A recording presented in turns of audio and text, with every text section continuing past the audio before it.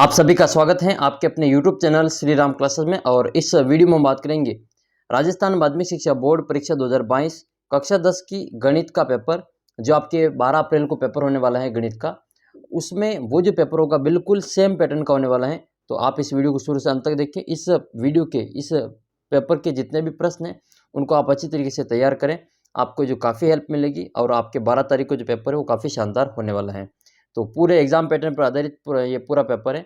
80 number का paper होगा, 2 घंटे 45 मिनट मिलेंगे आपको। और ये पहला प्रश्न आपके पार्ट अ में। इससे पहले मैंने वीडियो बनाया कि आपका कौन सा प्रश्न कौन सी प्रश्नावली से आएगा, तो वो भी आप देख लें, नीचे डिस्क्रिप्शन में वहाँ पे लिंक दे रखा है। तो सबसे पहला प्रश्न है, इसमें आपके 12 अबसद आएंगे। उसमें से पहला प्रश्न पहली प्रश्नावली का, ये पहला प्रश्न पहली प्रश्नावली का है कि संख्या 441/2 की घात 2 इंटू 5 की घात 7 इंटू 7 की घात 2 का दशमलव प्रसार होगा। तो दशमलव प्रसार शांत होगा या अशांत होगा ये बताना इसमें। तो इसका दशमलव प्रसार शांत होगा, क्योंकि ये जो संख्या है, अगर किसी संख्या के हर को 2 की घात m इंटू 5 की घात n के रूप में लिख सकते हैं, तब उसका दशमलव प्रसार शांत होता है। तो यहाँ पे है ये 7 की घात 2 अलग से दे रखी है, तो इसको हटाने के लिए ऊपर से 441 को हम काटेंगे। तो ये 7 की घात 2 का मतलब क्या हुआ, 7 इंटू 7। एक 7 से ये 441 कट जाएंगे और दूसरे 7 से वापस 21 कट जाएंगे। तो ये नीचे वाले 7 की घात 2 हट जाएगी, यानी कि संख्या बनेगी 3/2 की घात 2 और 5 की घात 7। यानी कि इसको हम 2 की घात m और 5 की घात n के रूप में लिख सकते हैं, इसलिए इसका उत्तर हो जाएगा शांत। तो करेक्ट आंसर इसमें पहला ऑप्शन शांत। दूसरा प्रश्न आपकी दूसरी प्रश्नावली से आएगा। दूसरा प्रश्न दूसरी प्रश्नावली का, यदि p और q एक द्विघात बहुपद ax² + bx + c के शून्यक हैं, तो p + q का मान, यानी कि शून्यकों का योग पूछा है। शून्यकों का योग क्या होता है, अल्फा प्लस बीटा बराबर माइनस का बी बटा ए। तो माइनस का बी बटा ए कौन सा ऑप्शन है, दूसरा वाला ऑप्शन है ये, माइनस का बी बटा ए। माइनस बी यानी कि एक्स का गुणांक बटा x² का गुणांक। फिर सवाल नंबर 3 है, यह आपके तीसरी प्रश्नावली का आएगा। तीसरा सवाल तीसरी प्रश्नावली का, तो समीकरण y - 3/7 - x/2 बराबर 1 में यदि y का मान 10 हो तो x का मान ज्ञात करना है। तो y की जगह पे हम 10 लिखेंगे, तो देखो 10 में से घटाएंगे हम 3, फिर भाग देंगे 7 का, फिर माइनस x/2 और बराबर में आएगा 1। यहाँ x का मान ज्ञात करेंगे तो 10 में से 3 गए तो 7, इनकी 7 में 7 का भाग कितनी बार जाएगा, एक बार। तो 1 इधर बचेगा, ये माइनस का x/2 बराबर में 1। ये माइनस का एक x/2 इधर आएगा और ये प्लस का 1 इधर आएगा, तो 1 - 1 बराबर 0, यानी कि x/2 बराबर 0। 1 - x/2 बराबर 1 है, तो इस x/2 को इधर लाएंगे और 1 को इधर लाएंगे, तो ये प्लस माइनस का प्लस में आएगा, ये प्लस का माइनस में, यानी कि 1 में से 1 जाएगा तो 0 बचेगा। तो x/2 के बराबर में 0, यानी कि x बराबर कितना, 2 से गुणा होके 0 बन जाएगा। तो x का मान कितना आएगा, इसमें 0 आएगा। फिर सवाल नंबर 4 है आपका इसमें। ये चौथा सवाल आपके चौथी प्रश्नावली का आएगा, द्विघात समीकरण वाली। समीकरण x - 3 की घात 2 बराबर 3 के मूल क्या है। तो इसके मूल जो जाएंगे, इसका अंडर रूट हटाएंगे यहाँ से, तो इसका अंडर रूट हटाएंगे तो ये बनेगा x - 3 बराबर प्लस माइनस अंडर रूट 3। ये माइनस का 3 इधर आएगा तो यहाँ पे प्लस का 3 बनेगा, यानी कि plus minus under root 3 plus 3। तो plus minus under root 3 plus 3, ये इसको यूँ भी लिख सकते हैं 3 प्लस माइनस अंडर रूट 3। तो इसका पहला ऑप्शन से हो जाएगा 3 प्लस माइनस अंडर रूट 3। अगला प्रश्न है पांचवा प्रश्न, 16 पदों वाली, ये आपकी पांचवी प्रश्नावली का ही होगा, समांतर श्रेणी का। 16 पदों वाली समांतर श्रेणी 2, 5, 7, 8, 11 का अंतिम पद कितना होगा। अंतिम पद मतलब टोटल कितने पद है, 16, इसमें हमें 16वां पद ज्ञात करना है। तो nवां पद का सूत्र लगाएंगे, an बराबर a + n - 1 इंटू डी। पहला पद कितना है इसमें, पहला पद है इसमें 2, फिर n का मान कितना है, n का मान है इसमें 16, 16 में से 1 घटाएंगे, और डी का मान कितना है, इनका अंतर 5 में से 2 गए तो 3, 16 में से 1 गया तो 17, तो 16 में से 1 गया तो 15, और 15 इंटू 3, 15 3 45 प्लस 2 जोड़ेंगे तो 47। तो इसका उत्तर आ जाएगा 47। अपना उत्तर है फर्स्ट वाला ऑप्शन। छठा प्रश्न आपके रचना वाली प्रश्नावली से आएगा। रचना वाली प्रश्नावली कौन सी, आपके 11वीं प्रश्नावली, 11 नंबर की प्रश्नावली है। ऐसी सरल रेखा जो वृत्त की परिधि को केवल एक बिंदु पर स्पर्श करती है। ये कोई व्रत है, जो एक कोई स्पर्श रेखा खींच रहे हैं हम इसमें, जो इस व्रत को केवल एक बिंदु पे टच करके निकलेगी, जैसे ये वाली स्पर्श रेखा है। तो ये वाली रेखा वृत्त को एक बिंदु पे स्पर्श कर रही है, तो इसको स्पर्श रेखा कहते हैं। क्या कहते हैं इसको? स्पर्श रेखा। तो ये भी एक स्पर्श रेखा है। ये स्पर्श रेखा नहीं है, ये वृत्त को बीच में से काट के निकल रही है, ये स्पर्श रेखा नहीं है, ये दो बिंदु पर काट के निकलती है इसलिए। तो एक बिंदु पर काटेगी तो काटेगी नहीं, स्पर्श करेगी, तो वो स्पर्श रेखा कहलाती है। अब सवाल आपके सातवां सवाल है, दो बिंदु दे रखे, एक्स कोस थीटा तथा साइन थीटा 0 के मध्य की दूरी। सातवां प्रश्न आपकी सातवीं प्रश्नावली से ही आएगा। सातवीं प्रश्नावली कौन सी है? निर्देशांक ज्यामिति। ठीक है, 6 नंबर की प्रश्नावली है, इंपॉर्टेंट सवाल इसमें से भी बनेंगे, तो इसको भी हम हल करेंगे। तो यहाँ पे दूरी सूत्र लगेगा। दूरी सूत्र क्या होता है? Under root x2 minus x1 का whole square plus y2 minus y1 का होल स्क्वायर। पहला मान x1 है, दूसरा मान y1 है, दूसरा मान x2, इसके बाद में y2। x2 का मान है साइन थीटा माइनस 0 और इसका होल स्क्वायर। तो साइन में से 0 घटाएंगे तो साइन 0, और साइन का स्क्वायर करेंगे तो साइन स्क्वायर थीटा। इसी प्रकार से 0 में से कोस को घटाएंगे तो माइनस का कोस स्क्वायर, माइनस का कोस स्क्वायर का स्क्वायर करेंगे, माइनस के कोस का स्क्वायर करेंगे तो प्लस का कोस स्क्वायर बनेगा। तो ये समीकरण बनेगी हमारे पास में under root sine square theta plus cos square theta. इसका मान किसके बराबर होता है? इसका मान अंडर रूट 1 के बराबर, अंडर रूट 1 यानी कि 1। अपना उत्तर आएगा 1। तो पहले ऑप्शन इसका सही हो जाएगा 1। फिर अगला सवाल है इसमें 8वां, कोसेक 30 और सेक 30 का मान किसके बराबर है? तो सारणी से मान लिखेंगे, 2 इंटू कोसेक 30। कोसेक 30 का वही मान होता है जो साइन 30 का, यानी कि इसका उल्टा करना है। साइन 30 का मान कितना होता है? 1/2। 1/2 का उल्टा हो जाएगा 2। सेक 30 का मान कितना होता है? सेक 30 का मान वही होता है जो कोस 30 का होता है, उल्टा करना है। कोस 30 और साइन 60 बराबर होते हैं। साइन 60 का मान होता है अंडर रूट 3/2। ठीक है, अंडर रूट 3/2। एक मिनट, ये थोड़ा सा इसमें मिस्टेक है, वापस करते हैं इसको। हाँ, वापस लिखते हैं। ये दो सूत्र के हैं। कोस 30 का मान होता है 2 और सेक 30 का मान हो जाएगा 2/√3। तीनों को गुणा करेंगे तो ये 8 हो जाएंगे। 2 दूनी 4, 4 दूनी 8, बटे में आएगा √3। 8/√3। द वाला ऑप्शन अपना बिल्कुल करेक्ट है। अगला प्रश्न है 9वां। देखो 8वां और 9वां दोनों आपकी 8वीं प्रश्नावली से आएगा। 8वां सवाल आपके 9वां सवाल आपके इसमें, यदि कोस 90 माइनस थीटा बराबर 1 हो तो थीटा का मान कितना होगा? तो कोस 90 माइनस थीटा किसके बराबर होता है? साइन थीटा के बराबर होता है। तो साइन थीटा बराबर कितना दे रखा है? 1/2। इस 1/2 को भी हम साइन कोस में लिखेंगे। तो साइन में 1/2 किसका मान होता है? साइन 30 का मान होता है। साइन 30 का मान, साइन से साइन कैंसिल हो जाएगा। तुलना करने पर थीटा बराबर कितना डिग्री आएगा? 30 डिग्री। ऑप्शन नंबर द इसका करेक्ट आंसर है, 30 डिग्री।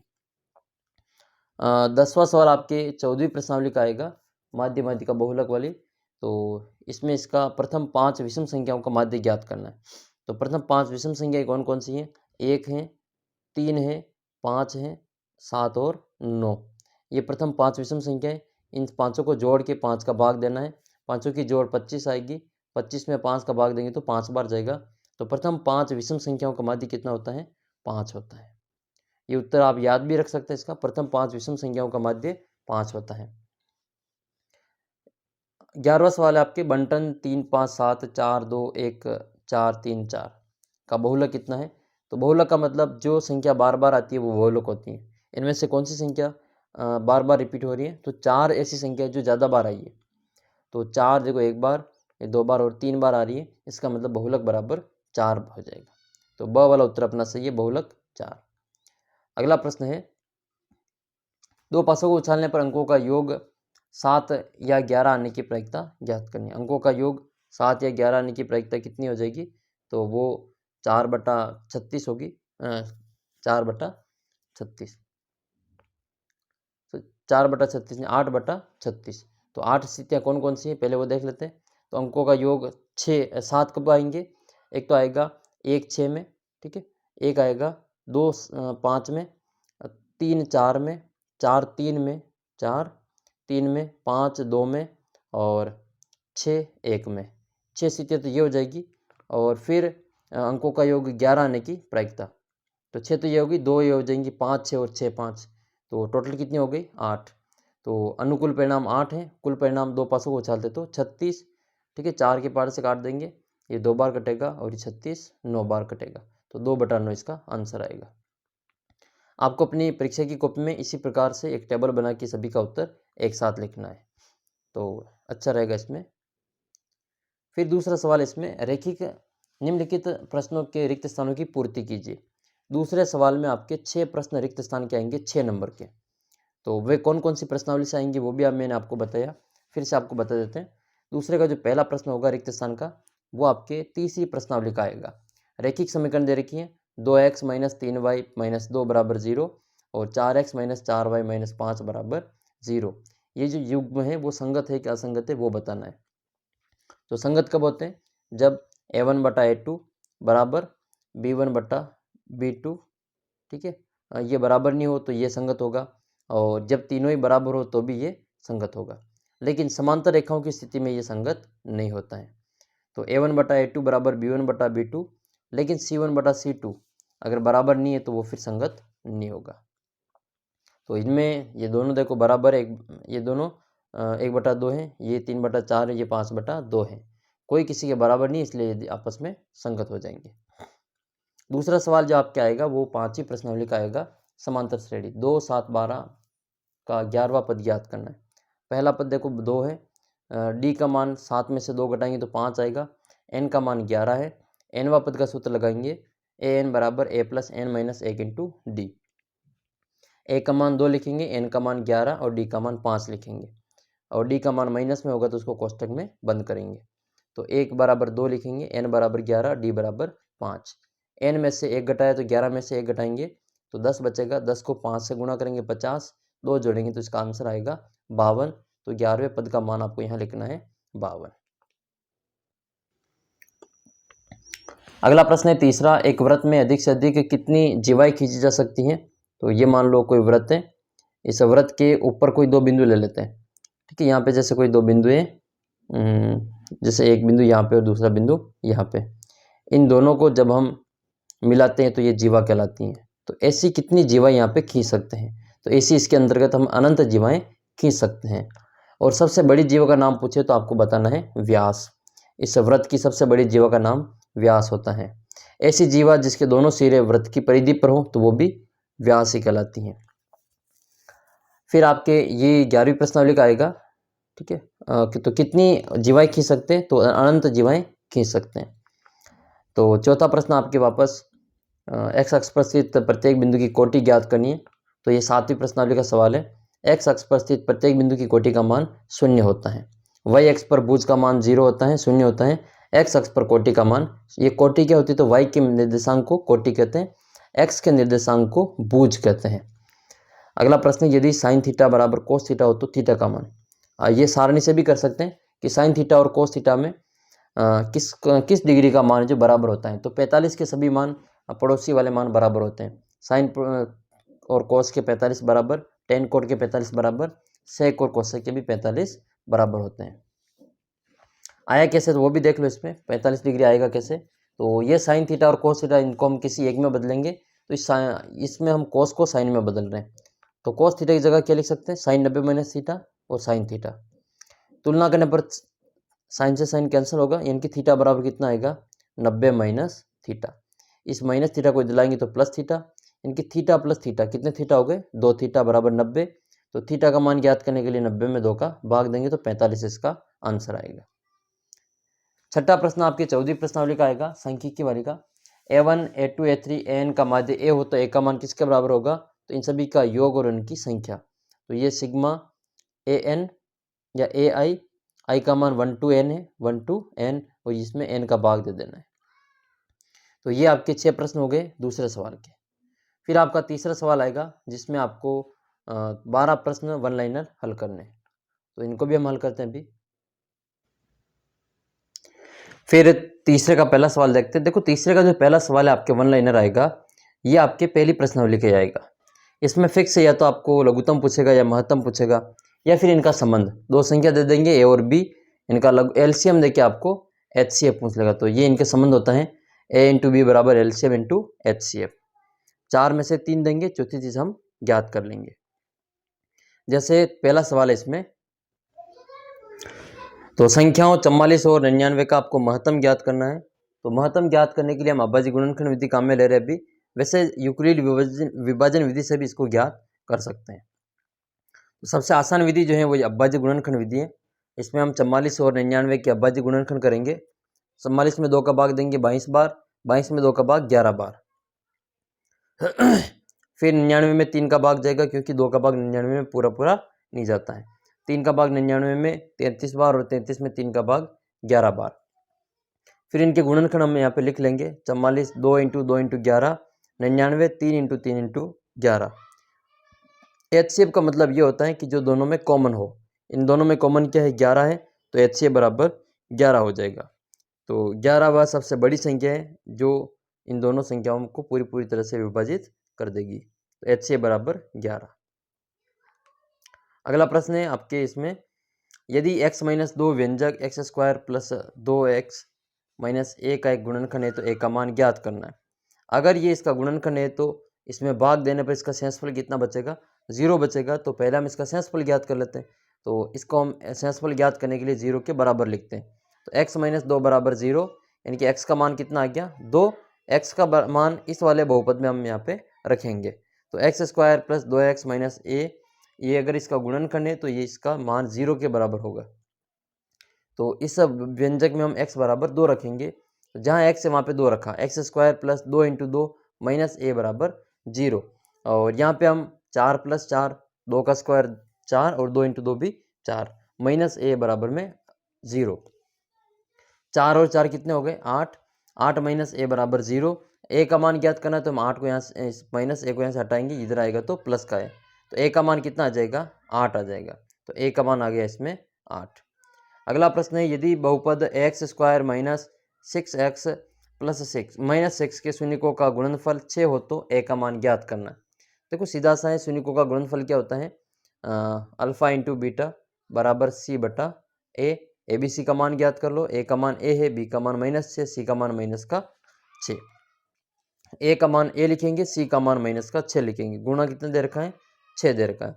तो 6 बराबर -6 बटे में 1, तो माइनस में ए का मान ज्ञात करना है। तो यहाँ पे लाएंगे 6 को, इसमें भाग में लाएंगे तो ए बराबर हो जाएगा -6 बटा 6, यानी कि प्लस -1। तो ए का मान कितना आ जाएगा?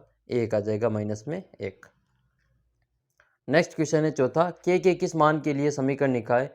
2x प्लस के वाई बराबर 1, 3x माइनस 5y बराबर 7 का कोई हल विद्यमान नहीं है। देखो कोई हल विद्यमान नहीं होने की शर्त क्या है? कि a1 बटा a2 ये बराबर होता है b1 बटा b2 के, लेकिन ये c1 बटा c2 के बराबर नहीं होता है। तो a1 a2 b1 b2 c1 c2 के मान निकालते हैं, फिर इनके अनुपात को लिखते हैं। a1 का मान इसमें 2 है, b1 का मान k है, c1 का मान 1 है, a2 का मान 7 है, 3 है, b2 का मान -5 है और c2 का जो मान है यहाँ पे 7 है। इन सभी के मान हम ये जो शर्त दे रखी है तो यहाँ पे लिखेंगे a1 बटा a2 बराबर b1 बटा b2 is not equal to c1 बटा c2।